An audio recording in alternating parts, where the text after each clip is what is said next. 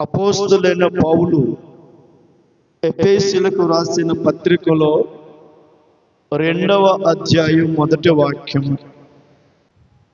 మీ అపరాధముల చేతను పాపముల చేతను మీరు చచ్చిన వారై ఉండగా ఆయన మిమ్మును క్రీస్తుతో కూడా బ్రతికించెను. నమ్మిన వాళ్ళందరూ గట్టిగా స్తోత్రం చెప్పండి. బైబిల్ ఏం చెబుతుందంటే, అపోస్తలుడైన పౌలు గారు ఎఫెసీ పట్టణంలో ఉన్న సంఘానికి లేఖ రాస్తూ దైవజనుడి యొక్క బాధ, ఎఫెసీ పట్టణంలో సువార్త ప్రకటించి సంవత్సరంన్నర తిరిగి సువార్త ప్రకటించి అక్కడ ఒక సంఘాన్ని కట్టాడు. ఆయన సంవత్సరంన్నర పట్టణంలో ఉండి సువార్త చేశాడు. దేవునికి స్తుతి కలుగును గాక. దేవుని మందిరంలో సంఘాన్ని కట్టుకున్నాడు. ఆ కట్టిన సంఘాన్ని బలపరుస్తూ వాక్యము పత్రికలు కూడా రాస్తూ ఉన్నాడు. ఏమని రాస్తున్నాడంటే, ఆయన రాసిన పత్రికలన్నీ కూడా సంఘాలు తప్పిపోతాయేమో, విశ్వాసులు భ్రష్టులైపోతారేమో, పాపము చేత పట్టబడి దూరం అయిపోయి నరకానికి వెళ్తారేమో, వాక్యం వినకుండా వ్యతిరేకులు అవుతారేమో, తిరుగుబాటుదారులు అవుతారేమో నన్న భయంతో సంఘాలు ఎక్కడ జారిపోతాయో, ఎక్కడ దేవునికి దూరం అయిపోయి నశించిపోతారేమో అని సంఘాలు కట్టి స్థాపించి అక్కడ ఒక పాస్టర్ గారిని పెట్టి వేరే ఊరు వెళ్ళిపోయినా ఆయన ఎక్కడున్నా, జైల్లో ఉన్నా ఎక్కడున్నా మళ్ళా సంఘాలకి ఉత్తరాలు రాసి జాగ్రత్తగా ఉండండి, జాగ్రత్తగా ఉండండి అని హెచ్చరికలు చేస్తూ సంఘాలని బలపరుస్తూ ఉండేవాడు. దైవజనుడు కాబట్టి, దేవుని మనసు ఉన్న మనిషి కాబట్టి, కట్టిన సంఘాలు ఏమైపోతాయేమో, కష్టపడి సంపాదించుకున్న సంఘాలు ప్రజలు ఏ పాపానికి బానిసలైపోతారేమో, సైతానికి ఎక్కడ దొరికిపోతారేమో, నా బిడ్డలు దొరకకూడదని ఒక తల్లి కన్నా తండ్రి కన్నా అధికముగా ప్రేమిస్తూ ఉత్తరాలు రాస్తూ ఆ ఉత్తరాల ద్వారా విశ్వాసుల మనసులను స్థిరపరుస్తున్నాడు దైవజనుడు. దేవునికి స్తుతి కలుగును గాక. దైవజనుడు బాధ సంఘాలు విశ్వాసులు అర్థం చేసుకుంటే అంతే చాలు. ఒక తండ్రి ఒక తల్లి బాధ కంటే మించిన బాధ దైవజనుడు బాధ. Praise the Lord. కష్టపడి మీకు సువార్త ప్రకటించి సంపాదించుకున్న మీరు ఎలా పతనమైపోతే ఏమైపోతారో అన్న భయం తప్ప, అపవాది మిమ్మల్ని ఎక్కడ పాడు చేసిందోనన్న భయం తప్ప, అపవాది ఎక్కడ మిమ్మల్ని నాశనం చేసిందన్న భయం తప్ప, ఏ డబ్బు మాయలో పడేసిందో, ఏ స్త్రీల మాయల్లో, ఏ పురుషుల మాయలో పడేసిందో, ఏ వ్యసనాల్లో పడేసిందో, ఎలాంటి పాపానికి మనం గురి చేసిందోనన్న భయంతో దైవజనుడు సంఘాలు మర్చిపోకుండా హెచ్చరిక చేస్తూ ఉంటారు. ఇది దేవుని మనసు కలిగిన దైవజనుడి యొక్క బాధ్యత. దేవునికి స్తుతి కలుగును గాక. చెప్పకుండా ఉండకపోవటం వలన దైవజనుడే సంఘాలు పాడు చేసిన వాడు అవుతాడు. చెబితే వింటే పర్వాలేదు, వినకపోతే దేవుడు లెక్క ఒక రోజు అప్పగించుకుంటారు. నేనైనా సరే, నువ్వైనా సరే, ఎవరైనా ఒక రోజు దేవునికి లెక్క అప్పగించాలి ప్రతి మనిషి. ఇది దృష్టిలో పెట్టుకుని దైవ భీతితో పరిశుద్ధాత్మ స్వరంతో దేవునికి అంగీకారంగా ఉండటం అన్నది చాలా మంచిదని ఒక దైవ సేవకుడిగా నేను మిమ్మల్ని హెచ్చరిస్తున్నా. బైబిల్ ఏం చెప్తుందంటే, అపరాధాల చేత పాపముల చేత మీరు చచ్చిపోయిన వారై ఉన్నారు. దేవుడు యేసుక్రీస్తు ద్వారా మిమ్మల్ని తిరిగి బ్రతికించాడు. ఆమేన్. ఇక్కడ చచ్చిపోయిన వాళ్ళు ఉన్నారు, క్రీస్తు చేత బ్రతికిన వారు ఉన్నారు. చచ్చిపోయిన వారు ఉన్నారు, క్రీస్తు చేత దేవుడు బ్రతికించిన వారు ఉన్నారు. చచ్చిపోయిన వాళ్ళు ఇంట్లో ఉంటే ఆ ఇల్లు ఎలా ఉండిద్ది? బతికిన వారు ఆ ఇంట్లో ఉంటే ఆ ఇల్లు ఎలా ఉండిద్ది? చచ్చిపోయిన వారిని మనుషులు ఎంత ప్రేమిస్తారు, బ్రతికిన వారిని మనుషులు ఎంత ప్రేమిస్తారు? ఈ మాటలు పరిశుద్ధాత్ముడు నాకు తెలియజేశాడు, నేను మీకు తెలియజేస్తా. దైవ మాటలు కొంచెం జాగ్రత్తగా వినండి. దేవునికి స్తుతి కలుగును గాక. మార్కు సువార్త 5వ అధ్యాయం 35వ వాక్యాన్ని ఒకసారి చదవండి బైబిల్లో. అక్కడ ఏమంటున్నారు ప్రజలు? యేసు ప్రభు ఒక ఇంట్లో 12 సంవత్సరాల పాప జబ్బు పడిపోయి ఉంది, జబ్బుతో ఉంది. యేసు ప్రభు వారు దేడో దూరంగా ఉన్నాడు. అది సమాజ మందిరపు అధికారి ఇల్లు, మంచి ధనవంతుడి ఇల్లు. ఆయన యేసు ప్రభు దగ్గరికి వచ్చి, అయ్యా నా కూతురు జబ్బు పట్టి చనిపోద్ది, మీరు వచ్చి బాగు చేయండి అని అడిగాడు. సరేలే అని యేసు ప్రభు వారు వచ్చాడు. కాళ్ళ మీద పడిపోయి, సాష్టాంగ పడిపోయి, ఒక అధికారి, పెద్ద అధికారి, ఆ ఊర్లో సమాజ మందిరం ఉంటే దానికి అధికారి అంటే ఎంత పెద్దవాడో చూడండి. అంత పెద్ద అధికారి సాష్టాంగ పడి, ఆయన మోకాల మీద పడి యేసు ప్రభు పాదాలు పట్టుకుని బతిమలాడుకుంటే, యేసు ప్రభు వస్తాను నాయన అని చెప్పాడు. సరే యేసు ప్రభు తీసుకుని వెళ్తున్నాడు. ఇంటికి వెళ్తే ఇంట్లోంచి కొంతమంది బయటకు వచ్చి, నీ కూతురు చనిపోయిందయ్యా, ఇంకెందుకు ఈ బోధకుని నువ్వు శ్రమ పెడతావు, పంపించేయి, ఇక శవాన్ని తీసుకుని దహన కార్యక్రమాలు చేద్దాం అని చెప్పేసి ప్రజలు అన్నారు. మీరు ఒకసారి గుర్తుపెట్టుకోండి, అధికారి అయినా డబ్బున్నవాడైనా ఏ ఇంట్లోనైనా శవాలు అంటూ ఒక రోజు ఉంటాయి. ఇప్పుడు ఇంట్లో శవం, ఆ శవం ఉంటే ఆ ఇల్లు ఎలా ఉంది? మీరు చెప్పండి. ఆ ఇంట్లో సంతోషం ఉండిద్దా? ఆ ఇంట్లో ఆనంద గీతాలు ఉంటాయా? ఆ ఇంట్లో ప్రజలు చుట్టాలతో సంబరాలు చేసుకుంటూ ఉంటారా? శవం, చచ్చిన శవం ఆ ఇంట్లో ఉంటే ఆ ఇంటి యజమాని గాని, ఆ తండ్రికి గాని, తల్లికి గాని మనశ్శాంతి ఉండిద్దా? చుట్టాలకి మనశ్శాంతి ఉండిద్దా? ఊరు ప్రజలకి మనశ్శాంతి ఉండిద్దా? ఎవరైనా అన్నాలు వండుకుంటారా?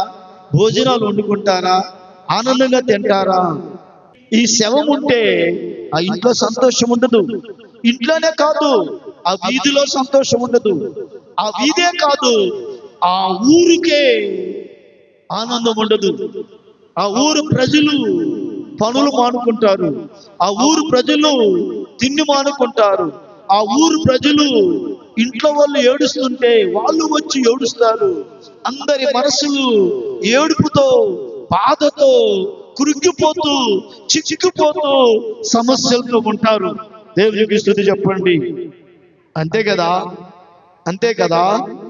అంటే నేను అంటుంది ఏంటంటే, దేవుడి ఉద్దేశం ఏంటంటే, శవం ఉన్న ఇంట్లో మనశ్శాంతి ఉండదు, శవం ఉన్న ఇంట్లో సంతోషం ఉండదు, శవం ఉన్న ఇంట్లో భోజనం తినబుద్ధి కాదు, శవం ఉన్న ఇంట్లో మనుషులు ఏడ్చి ఏడ్చి ఏడ్చి కృంగిపోతూ ఉంటారు.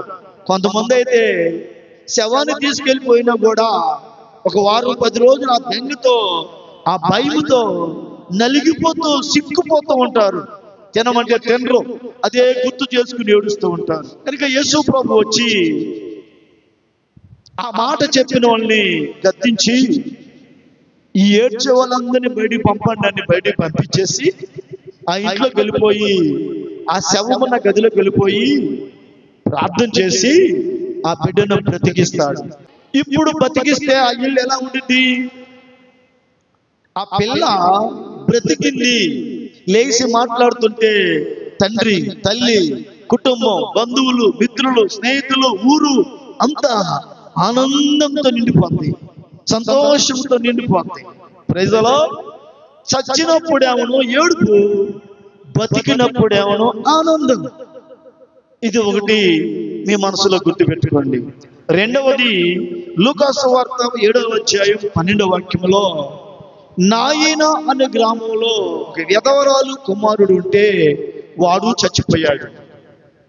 కొడుకు చచ్చిపోయిన ఆ తల్లి శవాన్ని ముందేసుకుంది. ఆమె కాదు, ఆ ఊరంతా శవం దగ్గర ఉండిపోయారు. ఆ శవాన్ని చూస్తూ ఆ తల్లి ఏడ్చే ఏడుపు అంతంతా కాదు. ఆ తల్లి ఏడుస్తుంటే ఊరంతా ఏడుస్తుంది. చదవండి లేఖనం 7:12. చనిపోయిన ఒక వ్యక్తిని వెలుపలకు మోసుకుని పోసుండిరి. Praise the Lord. యేసు ప్రభువు వారు ఆ ఊరికి వచ్చాడు. ఈ తల్లి పిలవలేదు. ఇందాకైతే యాయీరు అనేవాడు పిలుచుకున్నాడు, వచ్చాడు. కానీ ఇప్పుడు ఎవరు పిలవల యేసు ప్రభుని. ఆయనే ఒక శవం దాటి వెళ్ళిపోతుంది ఊర్లో నుంచి.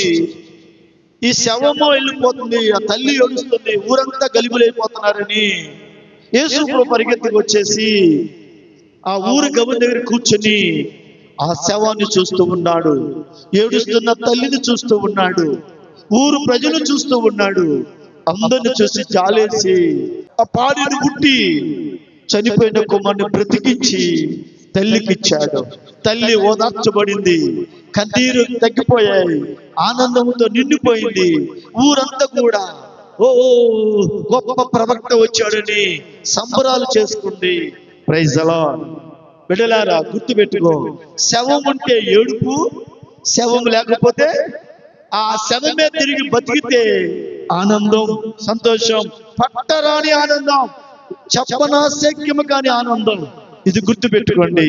నెక్స్ట్ 3వ పాయింట్, యోహాను సువార్త 11వ అధ్యాయం 14వ వాక్యంలో, యేసు ప్రేమించిన మరియా మార్తల ఇంట్లో లాజరు అనేవాడు ఒకడు ఉన్నాడు.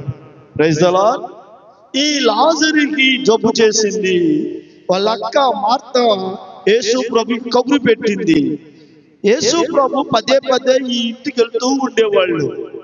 కనుక యేసయ్య నువ్వు రా, మా తమ్ముడు జబ్బు చేసిందంటే రాకుండా 2 రోజులు ఆలస్యం చేశాడు యేసు ప్రభు. ఈలోపు వాడు చచ్చిపోయాడు. చదవండి, లాజరు చనిపోయాడు. Praise the Lord. చెప్పండి గట్టిగా. ఇప్పుడు లాజరు చనిపోతే వాళ్ళ అక్క, 2 అక్కలు ఎంత ఏడుస్తున్నారో. వాళ్ళు ఏడుస్తుంటే ఊరు ప్రజలంతా ఏడుస్తారు. బేతనీయలో ఉన్న ప్రజలందరూ ఎంత ఏడుస్తున్నారో మీరు ఆ అధ్యాయం చదివితే వాళ్ళు చూసి యేసు ప్రభు కూడా ఏడ్చాడంట. వా, ఎంత భయంకరమైన ఏడుపు చూడండి శవం ఉంటే. హలో, చివరికి యేసు ప్రభు కూడా కన్నీరు కార్చేసాడంట. మీరు అర్థం చేసుకోండి. కన్నీరు కార్చాను మాట అన్నాడు. ఎక్కడ పెట్టారు ఆ శవాన్ని అన్నాడు.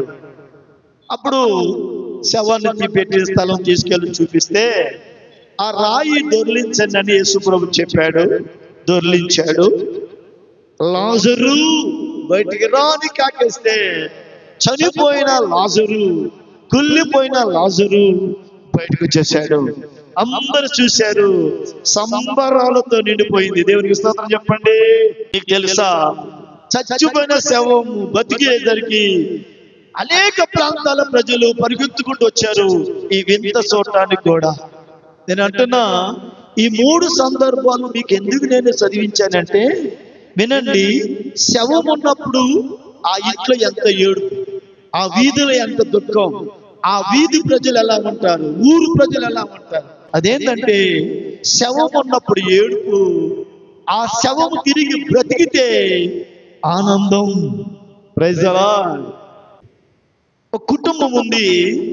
ఆ కుటుంబం తండ్రి రైల్వే ఉద్యోగం, తల్లి కూడా మంచి పని ఏదో పని చేస్తుంది, కొడుకు ఇంజనీర్, అక్క పెద్దది, చిన్నోడు తమ్ముడు. ఈ చిన్నోడు వీడు ఇంజనీరింగ్. సాఫ్ట్వేర్ ఇంజనీరింగ్ చదువుతున్నాడు. అక్కేమో ఎంఎస్ మెడిసిన్ డాక్టర్ చదివేసింది. డబ్బు కొదవలేదు, ఆ ఇంట్లో సమస్య కొదవలేదు. కానీ ఆ తల్లి రోజు రోజుకి అన్నం మానేసి, తిండి మానేసి ఏడుస్తూ పక్క చిక్కిపోతుంది. ఒకరోజు కొడుకు వచ్చాడు తల్లి దగ్గరికి. అమ్మా, ఏంటి నువ్వు రోజు రోజుకి చిక్కుపోతున్నావు? ఏంటి నువ్వు రోజు రోజుకి ఎండిపోతున్నావు? ఏంటమ్మా ఏడుస్తున్నావు? నీ బాధ ఏంటంటే అని అడిగింది. నాన్న మంచి ఉద్యోగం, అక్క మంచి డాక్టర్, నేను మంచి ఇంజనీర్ని, నువ్వు కూడా ఎంతోమంది ఏదో పని చేస్తున్నావు కదా, ఇంక నీకు దిగులేంటి, కొరత ఏంటి అని కొడుకు తల్లిని అడిగాడు.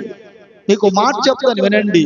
తల్లి భక్తి పొర్రాలు, మంచి భక్తి పొర్రాలు, తండ్రి మంచి భక్తి పొరుడే, అక్క మంచి భక్తి పొర్రాలే. కానీ ఈ కొడుకు ఇంత భక్తి గల కుటుంబంలో పుట్టి వీడు భక్తి మానేసి లోకంలో డబ్బు కోసం, పాపాల కోసం, తాగుడు కోసం, వ్యసనాల కోసం వీడు తిరుగుతున్నాడు. అయితే ఆ తల్లి ఏమని తెలుసా? నాన్న, నా ఇంట్లో శవం ఉందిరా, శవాన్ని పెట్టుకుని కడుపు నిండా నేను ఎలా భోజనం చేయగలను నాన్న, ఎలా తిండి తినగలను నాన్న, నేను ఎలా బ్రతకగలనురా? శవం నా కళ్ళ ముందు కనబడుతుందిరా, ఆ శవాన్ని చూస్తూ నేను బ్రతకలేను, తిండి తినలేనురా. ఆ శవం ఉంది, నా కళ్ళ ముందు శవం కనబడుతుందని ఏడుస్తూ ఆ తల్లి పక్క చిక్కిపోయిన తల్లిని అడుగుతుంది. ఇదేంటమ్మా, నీకు పిచ్చే కింద? ఈ పిచ్చి మాటలు మాకు అర్థం కావట్లేదు కదా. ఏంటి నువ్వు? ఎవరు చచ్చారు ఇక్కడ? అందరూ బతికున్నారు కదా, డబ్బు సంపాదిస్తున్నాం కదా, కొరత లేదు కదా, లోటు లేదు కదా, నువ్వేంటి చచ్చిన శవం ఇంట్లో ఉందంటున్నావు? ఎవరమ్మా చచ్చిందంటే ఆ తల్లి అంది, ఒరేయ్ నువ్వేరా చచ్చినోడివి. నువ్వు పాపములో పడి, లోకంలో పడి, పనికి మలేషాలు వేస్తూ నువ్వు తిరుగుతుంటే నువ్వు చచ్చిన శవాన్ని కాదురా, నువ్వు శవం కదా. నిన్ను చూస్తూ ఉంటే నాకు ఎలా తినబుద్ధిగా అయింది, నాకు ఎలాగా అన్నం తినాలనిపించింది, నేను ఎలా బ్రతకాలనిపించింది రా. నువ్వేరా చచ్చిన శవానివి అని ఆ తల్లి కొడుకును పట్టుకుని ఆ మాట అంటారికి ఆ కొడుకు ఆశ్చర్యపడిపోయి, నిజమే కదా, ఎంత గొప్ప భక్తి గల కుటుంబంలో పుట్టిన నేను పాపిష్టి పనులు చేస్తున్నాను, నా వల్ల నా తల్లి మనశ్శాంతి లేదు, ఆవిడ ఎండిపోతుంది, నేను సచ్చిన శవాన్ని. బైబిల్లో మనం ఏం చదువుకున్నా? అపరాధాల చేత, పాపాల చేత మీరు చచ్చిన వారై ఉండగా. అపరాధం చేసేవాడు, పాపాలు చేసేవాడు, దేవుని మాట విననివాడు, దేవుని చెప్పినట్టు చేయనివాడు, దైవజనుడి మాట వినకుండా విచ్చలవిడిగా తిరిగేవాడు, అది చచ్చినోడా బ్రతికినోడా? లక్షలు డబ్బు సంపాదిస్తున్నావు, డబ్బు నిన్ను బతికించిందా? ఉద్యోగం చేస్తున్నావు, ఉద్యోగం నిన్ను బతికించిందా? అసలు నువ్వు బతికినోడా? ఈ రోజుల్లో సమస్యలు ఎవరి వల్ల పుడుతున్నాయి?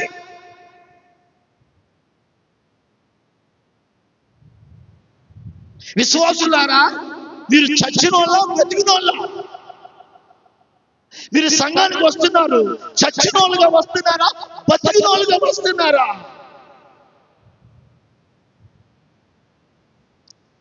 యేసు ప్రభువారు చచ్చినోడైన యాయిరు కుమార్తెను బతికించాడు, చచ్చిన వెలరాల కుమార్ని బతికించాడు, లాజర్ను బతికించాడు.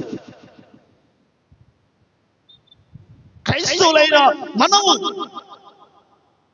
దేవుని భక్తి చేస్తున్న మనము ఆ తల్లి మాట విని ఆ కొడుకు అమ్మా అని కుప్పకూలి కన్నీరు ఏడ్చి, అమ్మా నేను చచ్చినోళ్ళనమ్మా, బతికేటట్టుగా యేసయ్య నన్ను బ్రతికించేటట్టుగా ప్రార్థన చేయమ్మా అని ఏడ్చాడు. తల్లి పాదాలు పట్టుకుని ఆ తల్లి ప్రార్థన చేస్తే తల్లి కంటే మించిన భక్తి పరుడయ్యాడు. ఒకవేళ నేను క్రీస్తు చేత బతికించబడితే నేను ఎలా ఉంటాను చూడండి. వాక్యానుసారంగా నడవటల్లా, ఆ నడవనోడు చచ్చినోడా బతికినోడా? ఆదివారం చర్చికి రావటంలా, ఆదివారం చర్చికి రానోడు చచ్చినోడా బతికినోడా? బతికితే ఎలా ఉంటుందో తెలుసా? చూపిస్తాను, అది కూడా రండి. యోహాను సువార్త 12వ అధ్యాయం 2వ వాక్యం. బతికినోడు ఎలా ఉంటాడో చూపిస్తాను. చచ్చినోడు ఏం చేశాడో మీకు అర్థమవుతుందా? ఏడిపిస్తున్నాడు, అందరినీ ఏడిపిస్తున్నాడు. అది చచ్చినోడు చచ్చినట్టు అనుకుండా ఇంటోళ్ళని, ఊరోళ్ళని, వీధోళ్ళని ఏడిపిస్తున్నాడు. ఏడుపు మిగులుతుంది దాని వల్ల. సుఖమేమి లేదు, సంతోషం ఏమి లేదు. డబ్బు కోసం ఉండే ఆశ దేవుడి కోసం లేదు. లోకం కోసం ఉండే ఆశ భక్తి చేద్దామని లేదు. చదవండి, లాజరు ఆయనతో కూడా భోజనమునకు కూర్చున్న వారిలో ఒకడు. దేవుని స్తోత్రం కలుగును గాక. ఈ లాజరు ఒకప్పుడు ఏమయ్యాడు? ఈడే ఎలాంటి వాడు? చచ్చినోడు. ఎలాంటి వాడు? చచ్చినోడు. రోజు యేసు ప్రభువు ఇంటికి వెళ్తా ఉంటాడు. బేతనీయలో ఆ ఇంటికి ఎన్నిసార్లు వెళ్తాడు, కాలి తిరిగితే ఆ ఇంటికి వెళ్తాడు. కానీ చచ్చిన కంపు కొట్టి చచ్చిపోయాడు. ఇప్పుడు యేసు ప్రభు బతికితే ఇప్పుడు ఎక్కడ ఉన్నాడు వీడు తెలుసా? యేసు ప్రభు పక్కనే కూర్చుని భోజనం చేస్తున్నాడు. ఇప్పుడు వీడు ఎక్కడ కూర్చున్నాడు?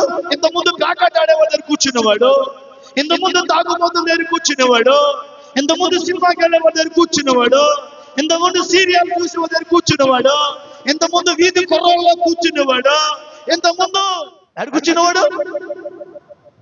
ఇప్పుడు ఎక్కడ కూర్చున్నాడు? చచ్చినోడు ప్రభు లేపాడు. లేపిన లాజరు ఎక్కడ కూర్చున్నాడు? ప్రభు పక్కనే కూర్చుని భోజనం చేస్తున్నాడు. దేవునికి స్తోత్రం చెప్పండి గట్టిగా. దేవునికి స్తోత్రం చెప్పండి గట్టిగా. హల్లెలూయా. అవును, చచ్చినోడిని కానీ ప్రభు లేపితే వాడు ఎక్కడ ఉంటాడు తెలుసా? దేవుని మందిరములో దేవుడు మాట్లాడటానికి దేవుడి పక్కనే కూర్చుంటాడు.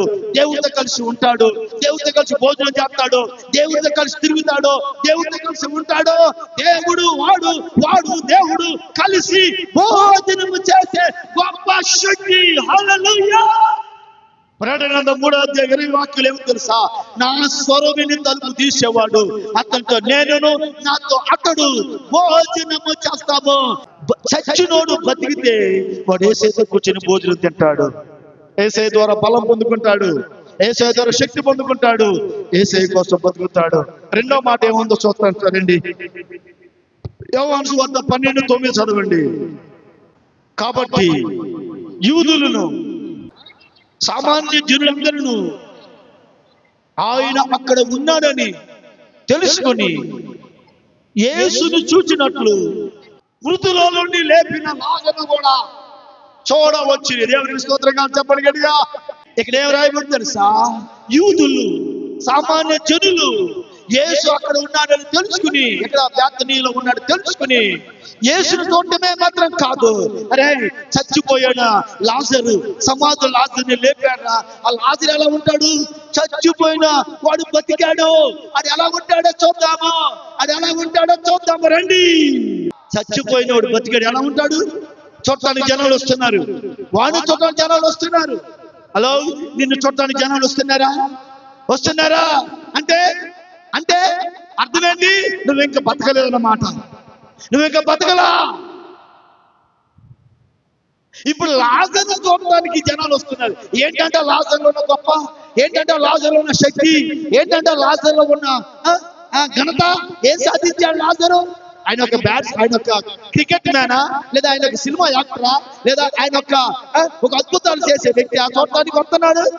లేదా ఒక ముఖ్యమంత్రి, ఒక ప్రధానమంత్రి, ఒక దేశాధ్యక్షుడా?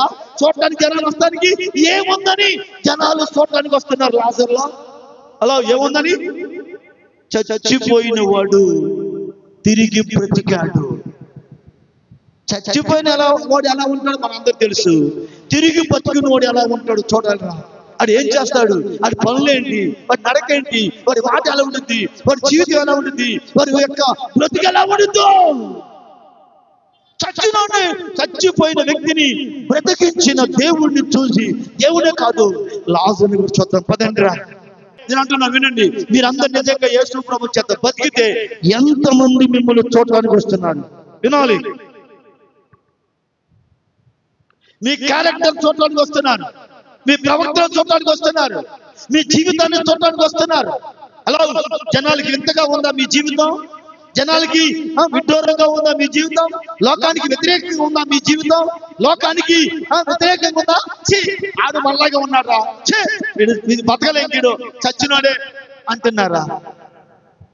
ఆ పిల్ల మళ్ళాగా ఉన్నాయి, ఆడు మళ్ళాగా ఉన్నాడు, ఆ పాస్టర్ గారు మళ్ళాగా ఉన్నాడు, ఆ పాస్టర్ మళ్ళాగా ఉన్నాడు, వాళ్ళలో వెళ్తాడు, వాళ్ళు చూసి అంటున్నారా?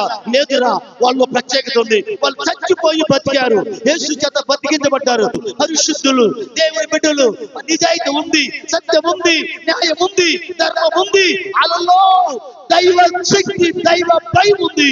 చూద్దామరేంద్రా, చూద్దామరేంద్రా. వస్తారా? వస్తారా? మిమ్మల్ని చూడడానికి వస్తారా? హలో, ఒకవేళ రాలేదంటే నువ్వు ఇంకా శవాన్ని వెళ్ళి మర్చిపోకు. నీలో ఇంకా పాపం ఉందని మర్చిపోకు, నీలో ఇంకా అపవిత్రత ఉందని మర్చిపోకు. అర్థమైందా? మరొక మూడో మాట చెప్తాను, గుర్తుపెట్టుకోండి. యోహాను సువార్త 12వ అధ్యాయమే 10-11 వచనం చూడండి. ఎవరిని బట్టి యూదుల్లో అనేకులు తమ సొంత ప్రజలను, సొంత ఊరిని, కులాన్ని, మతాన్ని విడిచిపెట్టి యేసు ప్రభువునందు విశ్వాసం ఉంచారు. ఎవరిని బట్టి? ఆ బతికినోని బట్టి. బతికిన లాజర్ని చూసి జనాలు యేసు ప్రభువునందు ఏముంచారట? హల్లెలూయా. అవును, నిన్ను బట్టి ఊరు కదిలిపోతుంటే సైతానికి భయం కదా. నిన్ను బట్టి ఊరు కదిలిపోతుంటే దుష్ట శక్తులు గుణికిపోవా? నిన్ను బట్టి ప్రజలు మారుతుంటే నీ వాళ్ళకి కోపం రాదా? వాళ్ళ సైతాన్ని దొరబడి ఈ నెలగిన చంపేయాలి. ఎవరిని? బతికినోడిని భూమి మీద ఉంచకూడదు అని చంపేస్తే గొడవ పోద్ది. అది అందరిని మార్చేస్తున్నాడు రా, ఊరంతా మార్చేస్తున్నాడు రా, సువార్త చేస్తున్నాడు రా అని బట్టి ప్రజలందరూ యేసు దగ్గరికి వెళ్ళిపోతున్నారు రా. ఈయన చంపేద్దామరా. దుష్టులకి దుష్ట ఆలోచన ఇప్పుడు లాజర్ను చంపాలనుకుంటున్నారు. ఎందుకని? అనేక మంది ప్రజలు ఎక్కడికి వస్తున్నారు? యేసు ప్రభు దగ్గరికి వస్తున్నారు. నేను అంటున్నాను, హలో హలో, నాకే చూడండి, మిమ్మల్ని బట్టి ఏ ఒక్క విశ్వాస అయినా చర్చికి వస్తున్నాడా? నేను అంటున్నాను, 3 శవాలు చచ్చిపోతే ఆ ఇల్లు గాని, ఆ ఊరు గాని, ఆ వీధి గాని ఏడుస్తుంది. ఈ 3 శవాల్ని బతికిస్తే యేసయ్య ఆ ఊరంతా ఆనందించింది. బతికించిన వాడిని లక్షణం ఉంటే నేను మీకు చెప్పాను. నేను అంటున్నాను ఈ రోజున, హలో క్రైస్తవ సంఘమా, మీరు చచ్చిన వాళ్ళ బతికిన వాళ్ళ చెప్పండి. హలో, దేవుని మాట అనకుండా మీరు తిరుగుతుంటే చచ్చిన వాళ్ళ బతికిన వాళ్ళ? ఆదివారం మానేస్తే చచ్చిన వాళ్ళ బతికిన వాళ్ళ? బూతులు ఆడితే చచ్చిన వాళ్ళ బతికిన వాళ్ళ? తగులాడే వాళ్ళు చచ్చిన వాళ్ళ బతికిన వాళ్ళ? వాళ్ళ వల్ల నా సంఘానికి, నాకు దుఃఖమే తప్ప ఆనందం లేదే. ఎందుకు లేదు? ప్రభుతో కూర్చుని భోజనం చేస్తారా? రెండవది, ప్రజలకు మాదిరికరంగా లేరు. 3 విశ్వాసుల్ని ప్రభు దగ్గర నడిపించటల్లా ఉందా? ఈ 3 లక్షణాలు మీలో హలో ఉన్నాయా? కూర్చున్న మీలో ఈ 3 లక్షలు లేకపోతే ఇంకా మీరు సేవాలే, నా మందిరంలో సేవాలే, నా కళ్ళ ముందు సేవాలే.